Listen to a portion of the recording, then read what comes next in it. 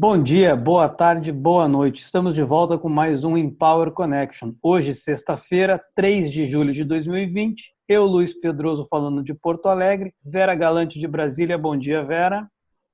Bom dia, Luiz. Bom dia, Rogério. E Rogério Schmidt, falando de São Paulo. Bom dia, meus amigos. Bom dia aí aos espectadores do Empower Connection. Aproveitando, se você ainda não se inscreveu no nosso canal no YouTube, esse é o momento. Clique em inscreva-se para poder receber as notificações quando os nossos vídeos forem ao ar.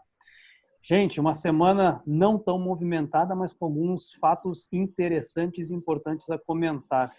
Iniciando pelo Ministério da Educação, hein, Vera? Pois é, semana passada no nosso programa a gente estava comemorando a indicação do então ministro Decotelli. Um homem com experiência, tinha sido presidente do FNDE, doutor, sexta-feira passada era doutor, tinha pós-doutorado na Alemanha, um homem com vasta experiência, professor da Fundação Getúlio Vargas. À tarde, ele já não era mais doutor pela Universidade de Rosário. E aí as coisas começaram a ruir, a formação acadêmica dele começaram a ruir. O que acontece é que mentir no currículo não é realmente uma coisa, um privilégio do ex-quase ministro Decotelli. Muita gente mente. Vemos no governo agora o ministro Ricardo Salles, a ministra Damares, o governador Witzel, dizem que o ministro do STF, o Alexandre Moraes, teria mentido que tem doutorado e não tem mestrado. Não, isso não é um requisito. Pode fazer doutorado sem mestrado. Não existe lei que obrigue a fazer mestrado antes. Mas, então, as pessoas estão atribuindo a ele mentir no currículo. Ele já falou que foi secretário, sei lá. Então, vamos esperar isso aí.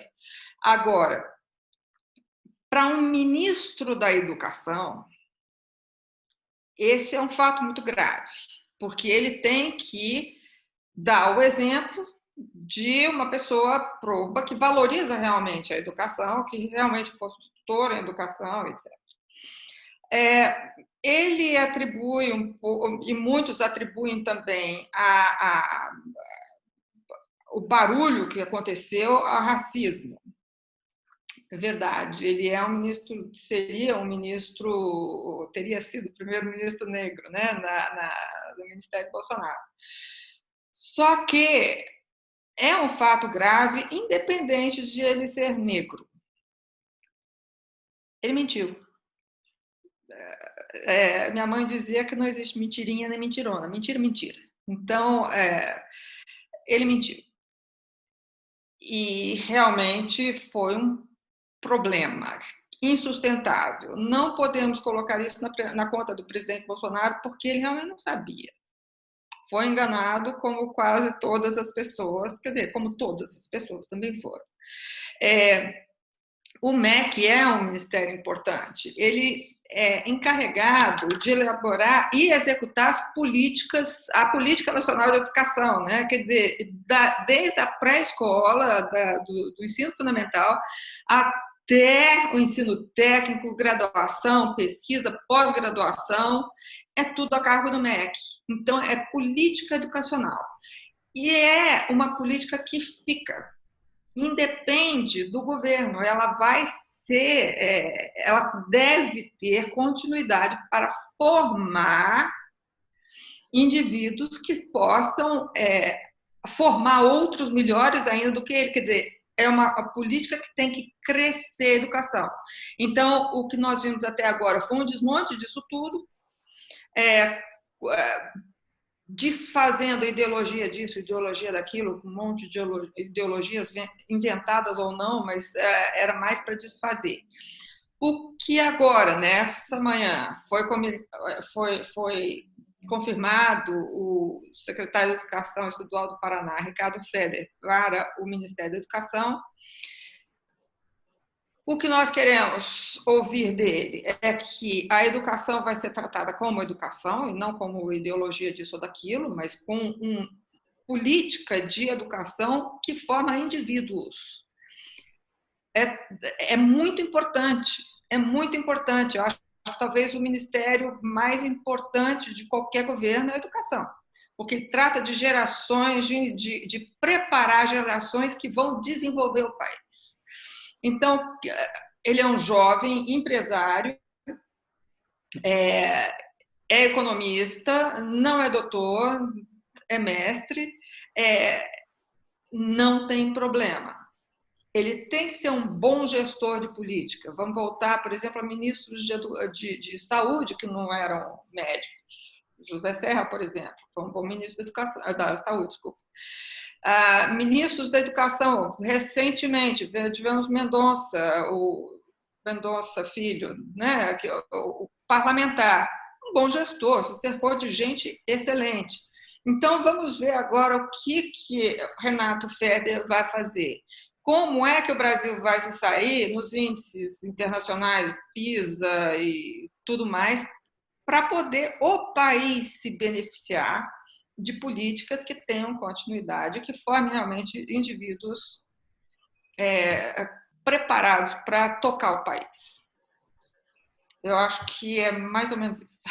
Excelente, excelente. Outros dois fatos interessantes, e aí eu passo a bola para o Rogério comentar, o adiamento das eleições municipais e a PL das fake news também, essa semana, movimentaram um pouco o cenário. Pois é, eu gostaria até também de propor um terceiro tema, mas vamos fazer um suspense aqui. Essa semana, né, como era esperado, a Câmara aprovou também a emenda constitucional que adia as eleições municipais, né, 15 de novembro, o primeiro turno, e 29 de novembro, o segundo turno. Já tinha sido aprovado no Senado, já foi até promulgado, né, então já está em vigor. Né. Eu acho que esse adiamento aí, era razoável, né? Acho que seria muito arriscado tentar fazer a eleição ainda em outubro, né? Mas acho que ele pode ter duas consequências interessantes, né? A primeira é sobre a política nacional, né? Ou seja, o fato a gente sabe que o segundo semestre já é um semestre onde muitos parlamentares, né, reduzem bastante a sua atividade, né? Porque são candidatos a prefeito, né? Então, nessa eleição, por exemplo, ainda não vi um levantamento, mas, em média, você tem quase 100 parlamentares que concorrem às eleições municipais para serem prefeitos das suas cidades, dos seus redutos, né? Então, o fato da eleição ter sido jogada mais perto do final do ano é mais um fator que reforça aquilo que eu comentei na semana passada, e no segundo semestre, votação de reformas esquece, né? Além de já ter a pauta carregada de medidas provisórias, né, são quase 40 medidas provisórias aí para serem votadas no segundo semestre, né, o fato de você ter aí, até novembro, muitos parlamentares envolvidos direta ou indiretamente com campanha, né, eu não vejo muito espaço aí para votação de reforma administrativa, reforma tributária no segundo semestre, e acho que o adiamento das eleições reforça esse cenário, né? Outra coisa que me ocorre também será que a gente pode ter, por exemplo, nessa eleição para prefeito e vereador, uma abstenção mais alta que em outras eleições? Né? É possível. Né? Acho que muita gente pode, mesmo que a eleição tenha sido jogada aí mais para o final do ano, eu acho provável que a gente tenha uma abstenção mais alta do que em eleições municipais anteriores. Né? Efeito prático disso, nenhum. Né? Todo ano de eleição tem aquele boato que surge na internet. Né? Não, se mais da metade dos eleitores não forem votar, a eleição vai ser anulada, né? Tem que fazer outra. Não é verdade. Né? Não é isso que está escrito na legislação eleitoral, mas todo ano aparece esse boato. Né? Nós nunca não chegamos nem perto de atingir 50% de abstenção. Né? A abstenção média no Brasil é ali na casa de 15%, 20%, dependendo da eleição. Né? Mas mesmo que a eleição esse ano, a abstenção chegue a 50%, não faz diferença nenhuma. O resultado vale de qualquer maneira, né? Então, não é uma preocupação aí sobre legitimidade, talvez, da eleição, mas, do ponto de vista legal, não faz diferença. Aliás, por falar em legitimidade da eleição, que esse é o outro ponto surpresa que eu queria introduzir, vale registrar que no sábado, né, saiu a pesquisa Datafolha aí sobre apoio dos brasileiros ao regime democrático, né, e trouxe um resultado assim muito bom, acho, do ponto de vista daqueles que prezam a democracia e a estabilidade política do Brasil, mostrando que 75% dos eleitores brasileiros preferem a democracia a qualquer outro tipo de governo, né? Se eu não me engano, um aumento de 12 pontos percentuais desde a pesquisa anterior que tinha sido feita no começo do ano, né? Então, isso aí acho que é mais um dado importante aí, né, que sugere que acho que não há um risco autoritário no Brasil, ou pelo menos as tentativas, né, de alguns setores aí de criar essa possibilidade não tem muito espaço para prosperar, né? E, finalmente, o projeto das fake news, né, que foi aprovado no Senado, foi enviado para a Câmara, né? Me parece que não está pacificado ainda um entendimento consensual sobre esse assunto, né? A gente olhar o placar da votação no Senado, se eu não me engano, foram 44 votos a favor e 32 contra, né? Dificilmente projetos conseguem sair do Senado uma votação. Não foi tão apertada assim, mas mostra ali uma divisão importante, né? E os primeiros sinais aí da Câmara, né, também são de que esse projeto ou não será aprovado, ou, se for aprovado, vai ser bastante modificado pelos deputados federais e enviado de volta para o Senado, né? É um projeto importante, né? O Brasil, de fato, não tem uma legislação ainda sobre esse tema, e tem todo um debate aí se o projeto está invadindo a liberdade de expressão ou não. Então, acho que essa pode ser uma agenda interessante para o segundo semestre, né? Mas, claramente, o placar da votação do Senado mostra que esse tema não está pacificado, né? Normalmente, se tivesse uma votação assim com 60 votos contra 10, enfim, aí já chegaria na Câmara com uma sinalização mais positiva. Acho que não é o caso. Esses são aí os meus destaques da semana. Excelente, excelente. Eu separei, Rogério e Vera, 2 assuntos rapidinho para comentar também, que me chamaram a atenção, e no plano internacional, com um destaque no plano internacional. Um deles é a questão da política ambiental do governo Bolsonaro, que vem sofrendo ataques constantes de líderes e entidades internacionais. Então, assim, o que nós temos é que, em nome de uma desburocratização das políticas ambientais no Brasil, o recado que está sendo passado externamente é que está liberado tudo. Então, atacar as florestas está sendo liberado, a falta de restrições, e a gente viu, o Rogério acho que comentou na semana passada, né, inclusive, a fala do ministro Salles na reunião ministerial de 22 de abril, de passar a boiada enquanto ninguém está prestando atenção por causa da pandemia. Isso tem pesado negativamente no plano internacional. E essa semana o presidente da França, Emmanuel Macron, reuniu 256 ONGs para discutir questões ambientais, e um dos assuntos que acabou entrando na pauta dessas discussões foi o Brasil. E o que de prático isso acaba nos colocando para o futuro, né?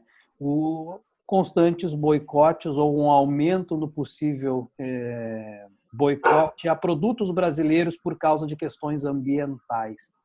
E eu acho que o governo Bolsonaro começou a perceber um pouco isso. Talvez, inclusive, pela figura do vice-presidente Mourão, tanto que ontem, em reunião de cúpula dos presidentes do Mercosul, houve uma mudança no discurso do governo Bolsonaro e do presidente Bolsonaro em falar, olha, o Mercosul é o nosso principal instrumento de inserção no comércio internacional. portanto, precisamos dar atenção ao Mercosul e aí ele pede auxílio dos outros presidentes para que as negociações entre União Europeia e Mercosul evoluam. E ele fala, olha, a gente vai fazer e vai continuar fazendo o nosso dever de casa, que é cuidar das questões ambientais, dos direitos indígenas. Então, isso teve um destaque nessa semana, inclusive pela postura contraditória, ou um contraste com aquele discurso anterior, principalmente em 2019, na época da campanha, de talvez, inclusive, retirar o Brasil do Mercosul. Isso, após a eleição do presidente na Argentina, foi falado por Bolsonaro. O segundo destaque é em relação à Alemanha, que assumiu a presidência temporária da União Europeia. E isso nos traz principalmente dois destaques, um no plano internacional, União Europeia, em que os países da União Europeia todos estão vivendo um momento de crise sanitária ou pós-crise sanitária em relação à Covid-19. E os desafios econômicos são gigantescos para alguns desses países, como Itália e Espanha, por exemplo, que já não vinham bem e tiveram suas situações econômicas agravadas pela crise de coronavírus. E uma saída do Reino Unido da União Europeia. Então, a chanceler Angela Merkel, ela assume a presidência da União Europeia no meio desse caos, o que vai ser um grande desafio para tratar ou de uma expansão do globalismo e dessa ideia de cooperação internacional, ou acabar aumentando as tendências nacionalistas nesse pós-pandemia. Então, é um desafio que ela vai enfrentar. Um outro é fazer algo que, inclusive no discurso de posse dela, ela falou, olha, os tempos são extraordinários, o que exige medidas extraordinárias. Até então, Angela Merkel, e a gente pôde ver isso na Grécia em 2011, ela era uma chanceler que defendia a austeridade econômica. Então, agora, nesse momento, a gente vai ter que entrar com recursos para salvar economias, para salvar países e assim salvar a União Europeia. É algo que vai colocar em contraste e em evidência essa postura mais ortodoxa dela no passado com a realidade atual que vem batendo a porta. E aí o Brasil entra nesse cenário. Como que a União Europeia vai tratar o Brasil? Com um governo que flerta com medidas totalitárias e que flerta com constantes problemas nas suas políticas ambientais. Então, a ver nos próximos meses o desenrolar dessa história, próximos meses esses que serão já no segundo semestre de 2020. E aí acho que a gente termina um primeiro semestre bem conturbado, hein, gente?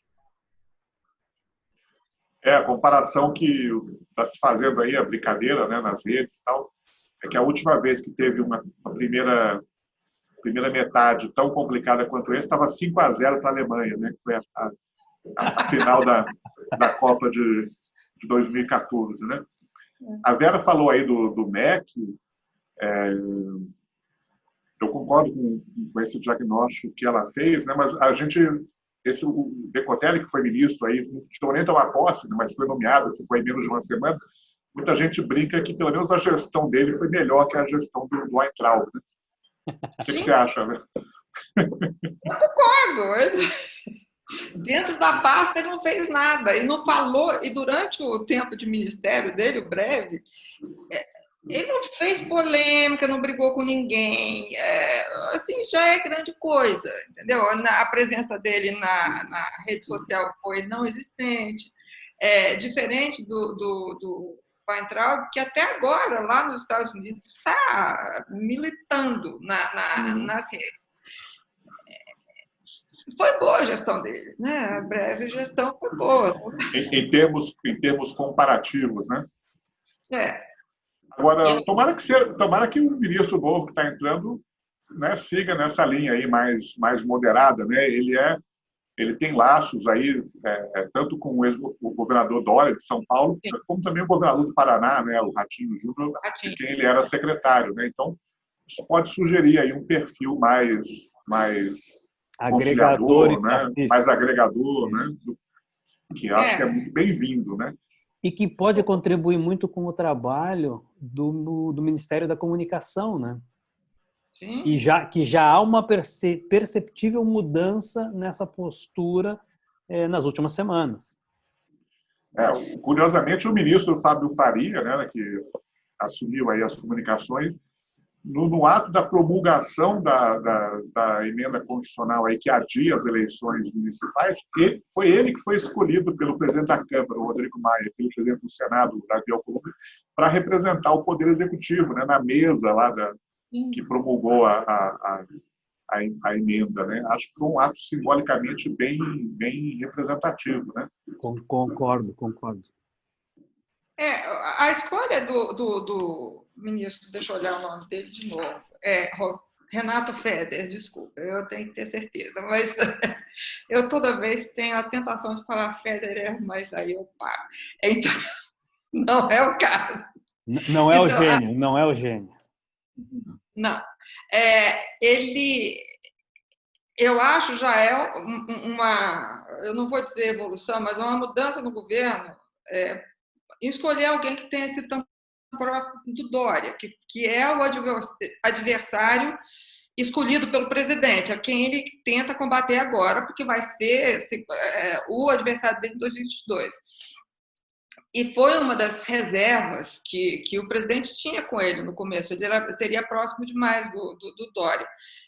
Já aceitou uma pessoa que é próxima do Dória, contribuiu pesadamente para a campanha do Dória. Federer é um empresário, um cara, ele é sócio daquela Multilaser, ele é uma empresa de informática, de componentes eletrônicos, ele é herdeiro daquele grupo Eugin. Então, assim, é um homem que tem presença, ele tem dinheiro suficiente para bancar campanhas eleitorais, vamos dizer assim. E pode escolher. Então, vê-se que é uma pessoa de centro e o governo abriu mão da ideologia, né? Tem um outro comentário, Rogério, sobre as eleições, o adiamento das eleições municipais que eu percebi ao longo da semana, né? O Centrão era contra inicialmente. E aí o Rodrigo Maia conseguiu negociar, não, vamos ver a questão da medida provisória 938, de recursos para os municípios. Aí boa parte do Centrão falou, opa, então agora eu sou favorável a esse adiamento. E um outro detalhe também muito interessante é a participação ativa do STE, que também falou, cara, se vocês não resolverem isso no Congresso, a gente vai ter que atuar. Desculpa, do TSE. Nós vamos ter que atuar. E aí o ministro Barroso, ao falar isso, ele levanta de novo aquele medo da judicialização do processo político. E aí o Congresso, opa, vamos resolver nós por aqui. E conseguiram resolver, chegar a uma conclusão de adiamento das eleições via Congresso. Vamos ver aí, esperar aí agora em breve, imagino que vai sair aí na imprensa um levantamento, né, de quantos parlamentares serão candidatos a prefeito, né?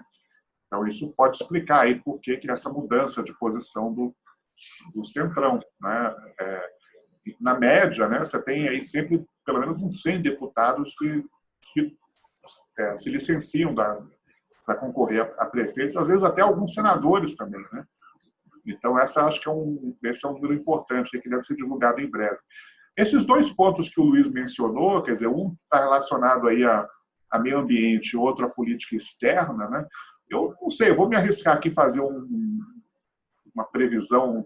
Se o presidente Bolsonaro quiser mesmo, desse segundo semestre, reforçar essa imagem que ele está tentando passar, de que está tentando ser mais moderado, se aproximar aí se afastar da ala ideológica e tal, eu diria que o Ministério das Relações Exteriores e o Ministério do Meio Ambiente, né, poderiam ser talvez os dois melhores sinais, né, que ele poderia dar, trocando, né, os atuais ministros, né, de que ele de fato está querendo ser reeleito e buscando aí laços com o centro político, né, porque de fato a gente sabe que tanto o ministro Salles quanto o ministro Araújo talvez sejam hoje, né, os dois principais representantes aí do Olavo de Carvalho, enfim, dessa ala mais ideológica do governo Bolsonaro, né? Vamos acompanhar.